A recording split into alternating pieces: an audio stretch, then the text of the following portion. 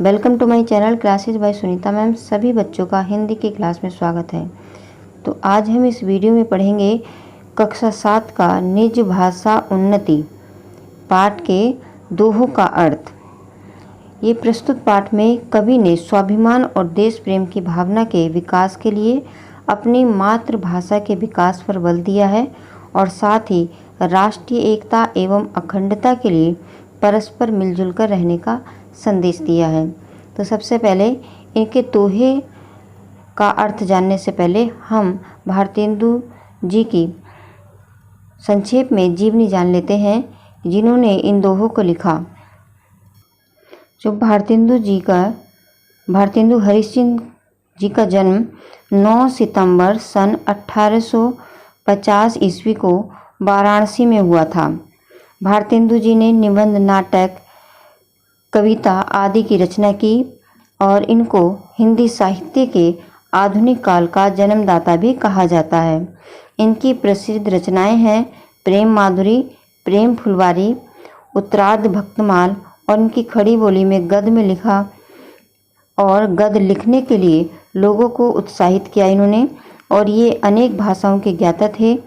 और इनका प्रसिद्ध नाटक है अंधेर नगरी और इनकी 35 वर्ष की अल्प आयु में भी 35 वर्ष की अल्प आयु में ही इनकी 6 जनवरी सन 1885 ईस्वी को इनकी मृत्यु हो गई।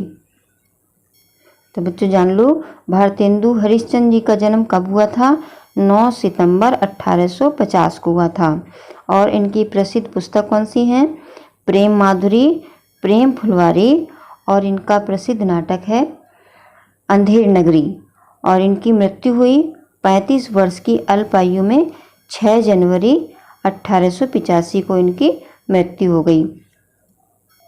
बच्चों भारतेंदु जी ने इस पाठ में जो दोहे हैं उनमें बताया है कि जो अपनी मातृभाषा होती है, प्रत्येक व्यक्ति को अपनी मातृभाषा का सम्मान करना चाहिए।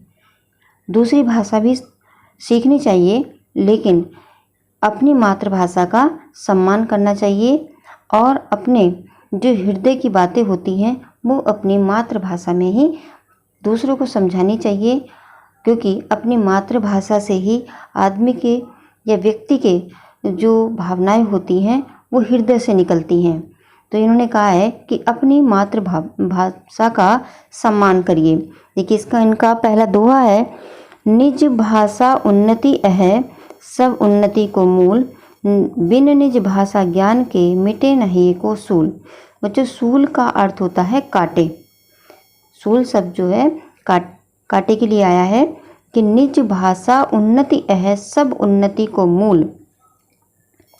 और ये जो हिय है, हिय का अर्थ होता है दिल, हृदय। यहाँ पर इन पंक्तियों में, इस दोहे में जो कवि हैं उन्होंने अपनी मातृभाषा की उन्नति पर विशेष बल दिया है। इस दोहे में कवि कहते हैं कि सब प्रकार की उन्नति का आधार अपनी मातृभाषा अर्थात हिंदी की उन्नति करना है। अपनी भाषा हिंदी के ज्ञान के बिना हृदय का कष्ट दूर नहीं किया जा सकता। बिन निज भाषा ज्ञान के मिटे न हिय को सूल। यहाँ पर कवि कहते हैं कि सब प्रकार की उन्नति का आधार क्या है?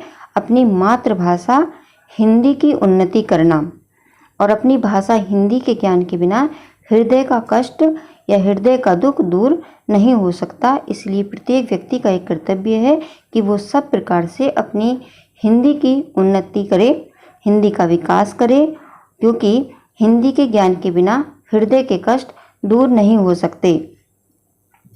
अगला दोहा है बच्चों, करहु विलंब न भ्रात अब उठहु मिटावहु सूल, निज भाषा उन्नति करो प्रथम जो सबको मूल।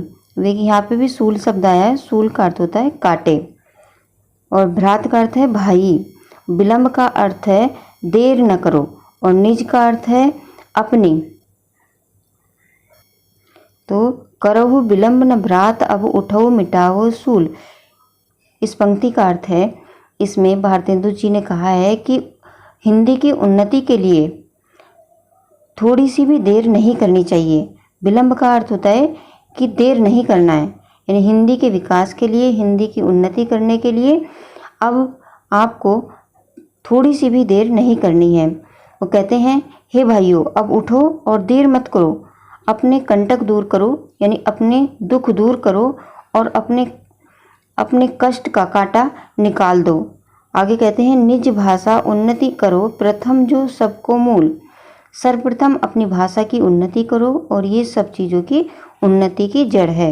यहाँ पर भारतेंदु जी कहते हैं कि अगर हम हिंदी की उन्नति नहीं करेंगे तो हमें किसी और की भी उन्नति नहीं होगी, क्योंकि जो हिंदी की उन्नति है वही सबकी उन्नतियों की जड़ है। तो वो कहते हैं, हे भाइयों, अब देर न करो, जल्दी उठो और अपने दुखों को दूर करो और हिंदी के विकास के लिए तत्पर हो जाओ। हिंदी का तुरंत ही, बहुत जल्दी ही विकास करने के लिए तैयार हो जाओ, क्योंकि सर्वप्रथम अपनी भाषा की उन्नति करो और ये सब चीज़ों की उन्नति की जड़ है। तो इसलिए उन्होंने कहा कि करहु विलम्ब न भ्रात, यानी हे भाइयों, अब तुम हिंदी का विकास करने के लिए देर मत करो, जल्दी से अपने सारे कंटक दूर करो, अपने कांटे दूर करो और अपना कष्ट का जो कांटा है वो निकाल दो। सर्वप्रथम अपनी भाषा की उन्नति करो, ये सब चीज़ों की उन्नतियों की जड़ है। अगला दोहा है, प्रचलित करो जहान में निज भाषा करी जत्न, राज काज दरबार में फैलाओ ये रत्न। यहाँ पर जो भारतेंदु जी हैं वो कहते हैं कि प्रयत्न करके संपूर्ण संसार में अपनी भाषा का प्रयोग प्रचलित कर दो। कि हे भारतवासियों, तुम बहुत प्रयत्न करो, मेहनत करो और मेहनत करके संसार में अपनी भाषा का, हिंदी भाषा का प्रयोग प्रचलित कर दो। ये भाषा रूपी रत्न सरकारी काम काज, कचहरी आदि में फैला दो। यहाँ पर इस दोहे में बता रहे हैं कि भारतेंदु जी कि हे भारतवासियों, तुम बहुत कोशिश करो, बहुत प्रयत्न करो और संपूर्ण संसार में अपनी भाषा का प्रयोग प्रचलित कर दो और ये भाषा रूपी रत्न जो है सरकारी कामकाज, कचहरी आदि में भी फैला दो। यानी हर काम जो है किसी दफ्तर में या कचहरी में, जहाँ कोई भी सरकारी काम हो, वहाँ पर सारा काम हिंदी में हो, ऐसा आप प्रयत्न करो।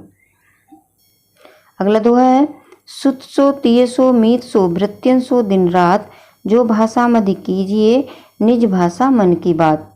अब इसमें कवि कहते हैं कि सभी को अपनी जो बातचीत है वो हिंदी में ही करनी चाहिए। यहाँ पर सुत का अर्थ है पुत्र, सुत का अर्थ है पुत्र और मीत का अर्थ है मित्र और मधि का अर्थ होता है बीच में। इस दोहे का अर्थ है सुत सो तिय सो मीत सो भृत्यन सो दिन रात। कवि कहते हैं कि अपने मन को बहुत सी बातों को दिन रात, रात दिन, पुत्र, पत्नी, मित्र, सेवक आदि के साथ अपनी भाषा के ही माध्यम से बात करनी चाहिए।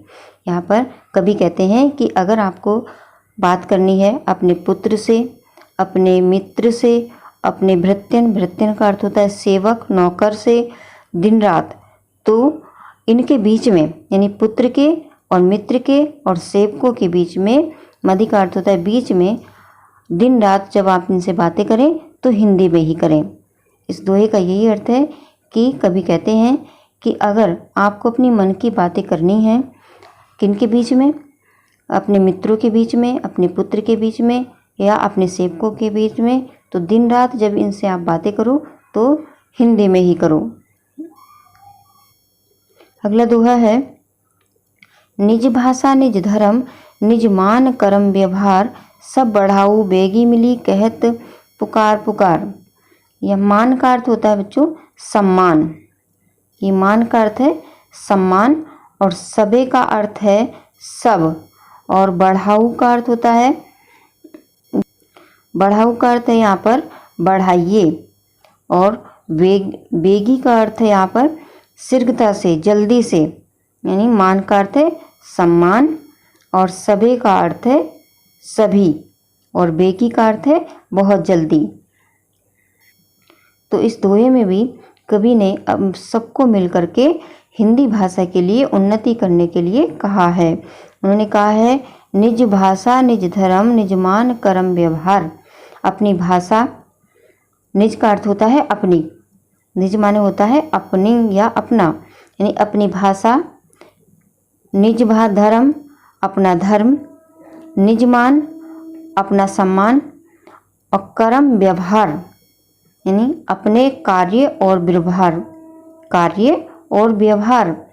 सबऊ बढ़ाऊ बेगी मिली करत पुकार पुकार, सबको मिल करके उन्नति प्रदान करो, यानी सब मिलो भारतवासियों, सब मिल जाओ और अपनी हिंदी भाषा की उन्नति करो। तो इसका अर्थ हुआ बच्चों कि अपनी भाषा, अपना धर्म, अपना सम्मान, अपने कार्य और व्यवहार, इन सबको मिलाकर उन्नति प्रदान करो। अगला दोहा है, पढ़ो लिखो कोई लाख विद भाषा बहु प्रकार, पे जब ही कछु सोचिए निज भाषा अनुसार। यहाँ पर इस दोहे में भारतेंदु जी कहते हैं कि हिंदी के विकास का अर्थ ये नहीं है कि आप दूसरी भाषा ना सीखो, आप सारी ही भाषा सीखो, लेकिन अपनी जो बात है, अपनी जो मन की बात है वो हिंदी भाषा में करो, और जो दूसरी भाषाएं हैं उनको भी सीखो। उन्होंने कहा कोऊ का अर्थ है कोई, और विधि का अर्थ है प्रकार। इन पंक्तियों में जो कवि हैं वो कहते हैं कि भले ही अनेक प्रकार की पढ़ाई लिखाई की जाए, अनेक भाषा सीखी जाए, परंतु जब भी कोई सोच विचार किया जाए वह अपनी भाषा में ही किया जाए। उन्होंने कहा इस दोहे में कि यहाँ पर पढ़ो लिखो कोई लाख विद भाषा बहुत प्रकार, कि भले ही अनेक प्रकार से पढ़ाई लिखाई की जाए, यानी किसी भी भाषा से पढ़ाई लिखाई की जाए, अनेक भाषाएं सीखी जाएं, यानी पर जब ही कछु सोची हो, पर जब कभी भी कुछ सोचो या विचार करो तो निज भाषा अनुसार, तो वह अपनी भाषा के अनुसार ही विचार करना चाहिए। यही इस दोहे का अर्थ है। अगला दोहा है, अंग्रेजी पढ़ के जद्यपि सब गुण होत प्रवीण, पे निज भाषा ज्ञान बिन रहत हीन के हीन। यहाँ पर कवि ने बताया है कि भले ही आप अंग्रेजी पढ़ करके बहुत प्रवीण हो जाएं, प्रवीण का अर्थ होता है होशियार, और यद्यपि का अर्थ होता है यद्यपि यहाँ पर, और गुण का अर्थ है गुण का अर्थ है गुणवान हो जाए। तो यहाँ पर कवि कहते हैं कि अंग्रेजी पढ़कर सभी गुणों से संपन्न होकर भी व्यक्ति मातृभाषा के ज्ञान के बिना हीन का हीन ही रहता है। अंग्रेजी पढ़ के जत्पति सब गुण हो प्रवीण, इसका अर्थ है बच्चों कि यहाँ पर कवि कहते हैं कि आप अंग्रेजी पढ़ करके भले ही बहुत होशियार बन जाएं, आप बहुत गुणवान बन जाएं, लेकिन अगर आपको अपनी निज भाषा ज्ञान बिन रहत हीन कीन, अगर आपको निज भाषा नहीं आती है, अपनी मातृभाषा नहीं आती है, तो आप जो है हीन के हीन ही रहोगे। मतलब मातृभाषा के ज्ञान के बिना हीन ही व्यक्ति रहता है। कैसे? जैसे आप मान लो आपको बहुत अच्छी अंग्रेजी आती है या कोई और भाषा आती है और आपको अपनी मातृभाषा नहीं आती है, तो जब आप अपने घर वालों से बात करोगे, जब अपने मित्रों से, अपने पुत्रों से, अपने परिवार के से बातें करोगे और आपको अपनी मातृभाषा आती नहीं है, तो अपना सुख दुख उनको कैसे बता पाओगे, अपनी जो है मन की बात उनको कैसे समझा पाओगे। तो कवि ने यही बताया है कि भले ही आप अंग्रेजी पढ़ करके बहुत प्रवीण हो जाओ, लेकिन जब बात करो अपनों से तो हिंदी में करो। भले ही आप हिंदी पढ़कर प्रवीण हो जाओगे, लेकिन अपने मन के विचार अपने रिश्तेदारों से, अपने जानने वालों से, अपने मित्रों से, पुत्र से, अपने परिवार वालों से, अपने सेवकों से हिंदी में ही बात करो। अपने मन की बात हमेशा हिंदी में ही करिए। तो आज इस वीडियो में बस हम इतना ही पढ़ेंगे। तो मुझे आशा है कि आपको ये भारतेंदु हरिश्चंद्र जी के दोहे अच्छी तरह से समझ में आ गए होंगे। तो अगर आ गए हैं तो वीडियो को लाइक करिए, और जिन बच्चों ने सब्सक्राइब नहीं किया है, यानी जब आपकी वीडियो चल रही है तो अगर उसमें सब्सक्राइब का बटन लाल है तो बच्चों उसको दबा दीजिए, और जो पास में एक घंटी है उसको भी प्रेस कर दीजिए। इससे क्या होगा कि जब भी वीडियो अपलोड की जाएगी सबसे पहले नोटिफिकेशन आपके पास ही जाएगा। तो बच्चों आज हम इस वीडियो में इतना ही पढ़ेंगे। अगली वीडियो में पढ़ेंगे घर की फूट बुरी। तो जो आज दोहे हमने पढ़े हैं, मुझे आशा है कि इसका अर्थ आपको अच्छी तरह से समझ में आ गया होगा। धन्यवाद।